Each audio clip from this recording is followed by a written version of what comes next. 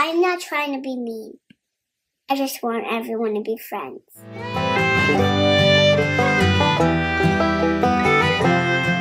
Hey folks, welcome to the channel. I'm Don, this is Rockin' the Country. I'm smiling because I've got a first on the channel right now. It was a gift request for an off-road series commentary. Penny Hedlund made a gift to the channel for me to do this. Penny, thank you for this, my dear. And it's a little girl gives her mother advice after her parents have an argument. So it's not a song, but Penny said that since I'm a life coach, that she just wanted to see my thoughts on it. And those are basically the thoughts you get anyway. I don't separate who I am, whether I'm at the pool hanging out, well, we're going for a walk with someone, or we're on camera. I'm pretty much exactly the same. What you see is what you get. So in my normal reactions, I do give my thoughts, and I'm generally a pretty happy guy, but these issues are very serious for people. But I cannot wait to see what this little girl says, because I've said this a number of times, and I've said this in video commentary. I do not care the age, race, religion, politics of another person. If they're making a better argument than me on something, or making more sense on a given thing than I am, I will adopt that view. Like, I'm not so wedded to my views that I think they're so right. And it kind of opens the world up to you to receive things from other people just on the value of what they are saying. Like, to just dismiss somebody because they're 5 years old, or opposite political party, or atheist, or Jew, or whatever. Like, what they're saying is still good. If what they're saying is still good, it's still good. Plain and simple. So, yeah, you know when you were little and your parents would argue? My sisters and I hated it. What else than me? Mom, are you ready to be his friend? Yes. Try not to be that high up to be friends. I want everything to be low. Okay? Okay. Just try your best. I don't want you and my dad to be replaced and meanies again. I want you and my dad to be placed as settled and be friends. I'm not trying to be mean. I just want everyone to be friends. And if I can be nice, I think all of us can be nice too. I'm not trying to be mean, but I'm trying to do my best in my heart. Nothing else than that.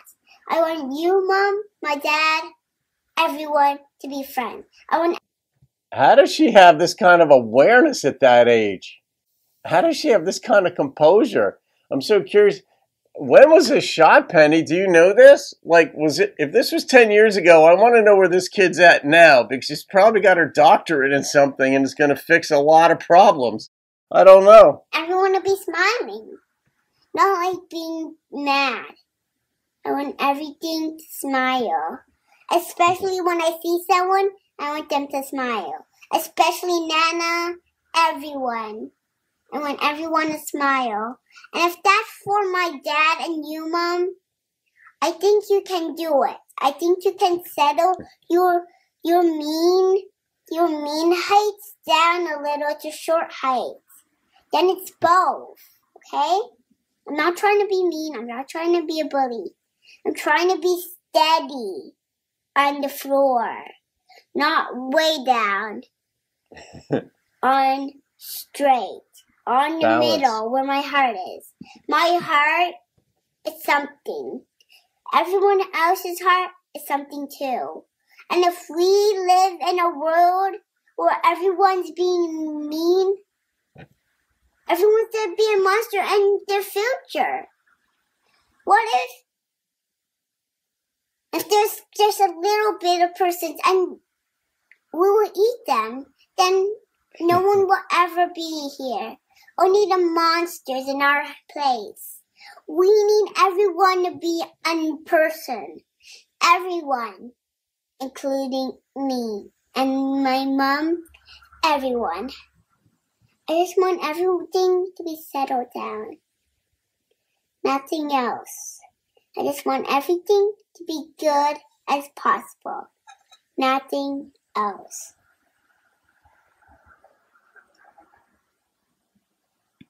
Thank you, Tiana. Come and give mommy chụp chụp. I love you. I love you too. Oh my God. All right, first, like the cuteness factor can throw you off of what she's actually saying.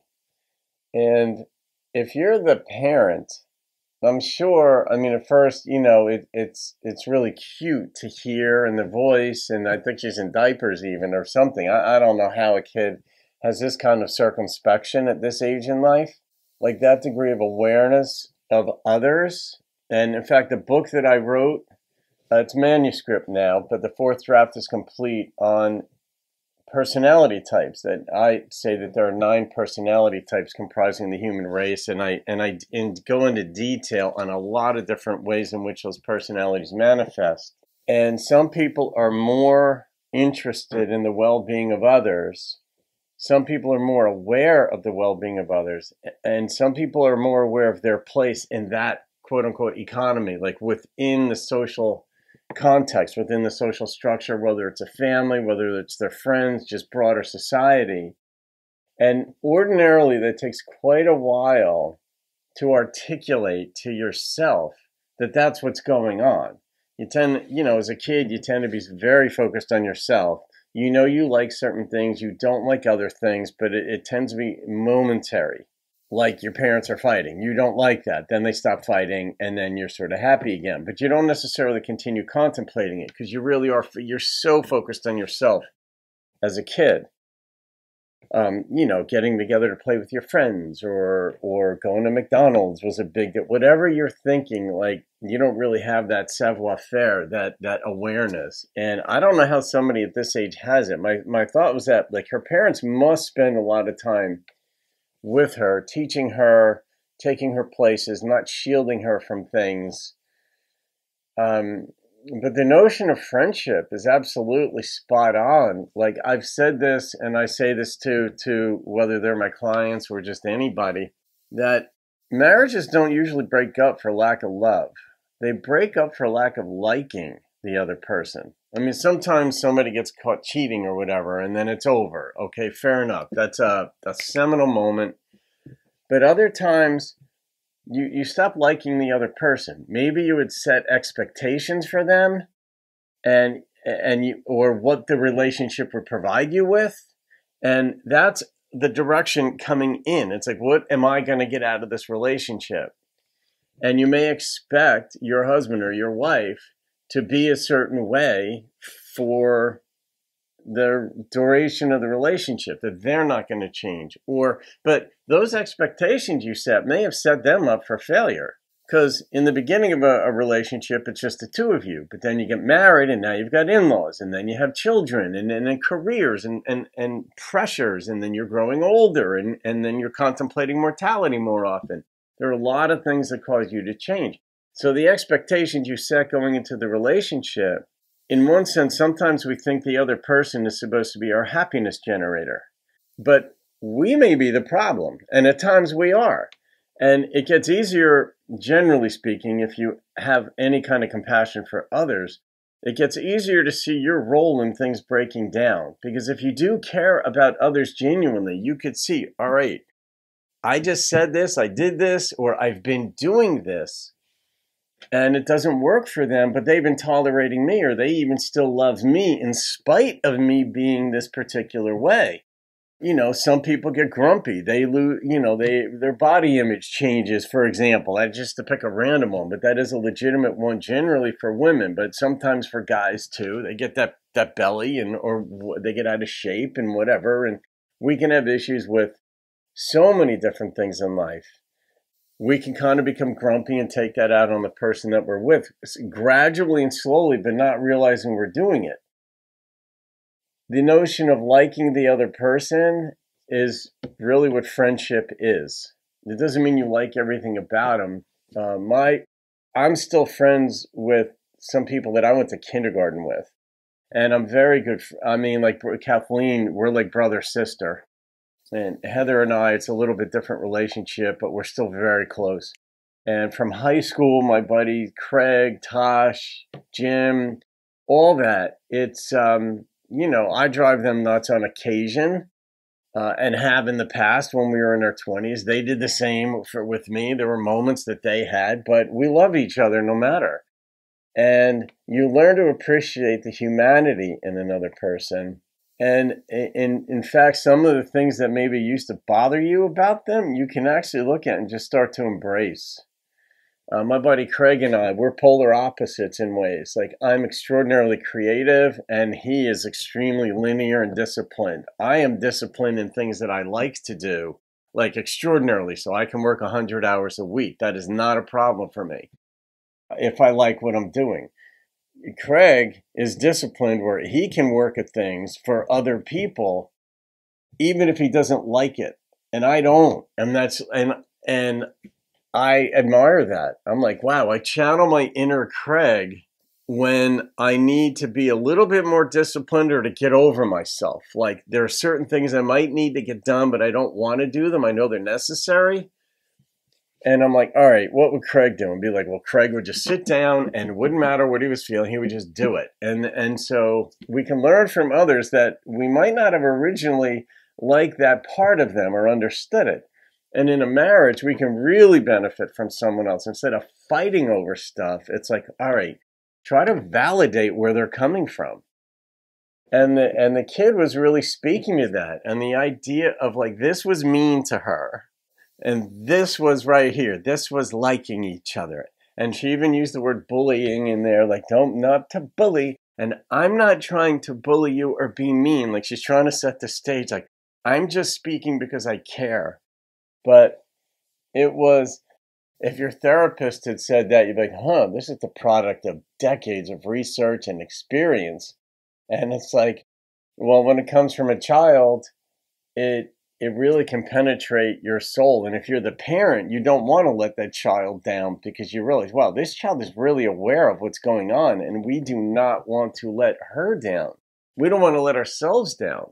But I remember when my sisters and I were kids and my parents would have a fight. They eventually divorced, when we were teenagers. But I remember we'd be like, after a while, we'd be like, stop fighting. We would yell, right? But our parents weren't such that we could actually talk with them the way this child was talking into the camera. I don't know what the staging here was. And I don't mean staging, and the kid didn't mean this. She totally did. I don't know when the parents had the argument. Was it the night before? Like, you don't know all that stuff when you see something on posted online. But the child was just so articulate, and it couldn't be scripted.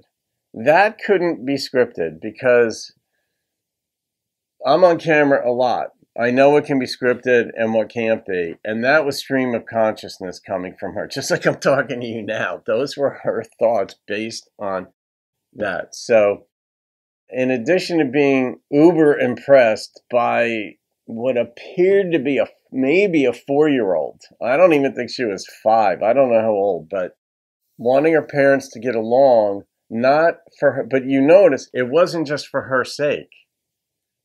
It was for her parents' sake. She brought the grandparents into it. She wants to see everybody smile. And then she even proceeded. She's really a philosopher. This is why I'm so curious to see where she goes with that mind of hers and that awareness and, bringing in these seemingly abstract thoughts for a youngster, but they're very relevant about the extended family. And then she brought in, because if everybody was a monster, then they would eat each other. And you're like, okay, kid language, we're back into what she's seen in cartoons or movies or what have you, and, Jurassic Park type stuff.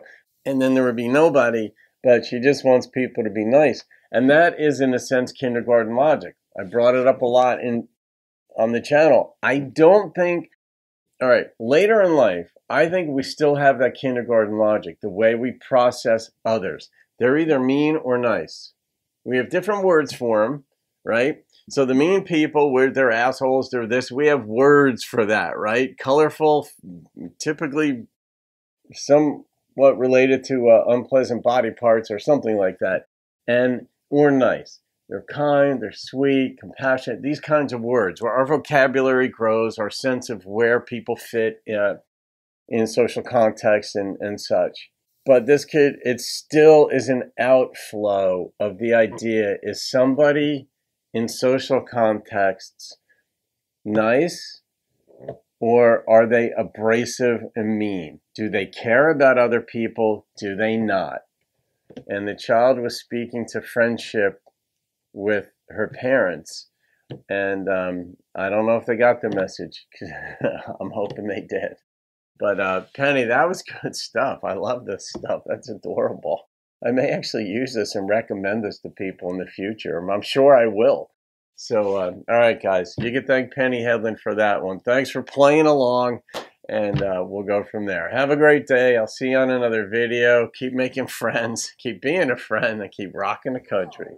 Okay? Okay. Just try your best. I don't want you and my dad to be replaced and meanies again.